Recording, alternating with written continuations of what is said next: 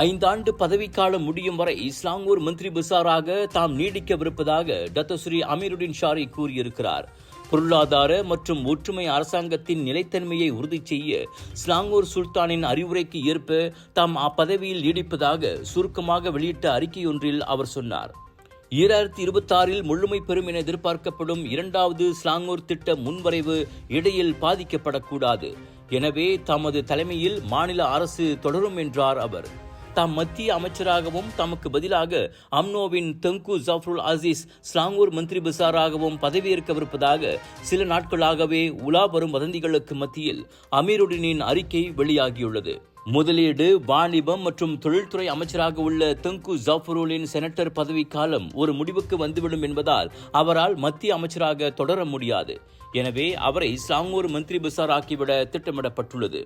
அதோடு அவரை PKR கட்சியில் இணைத்துக் கொள்ளவும் வேலைகள் நடப்பதாக பேசப்பட்டு வருகிறது.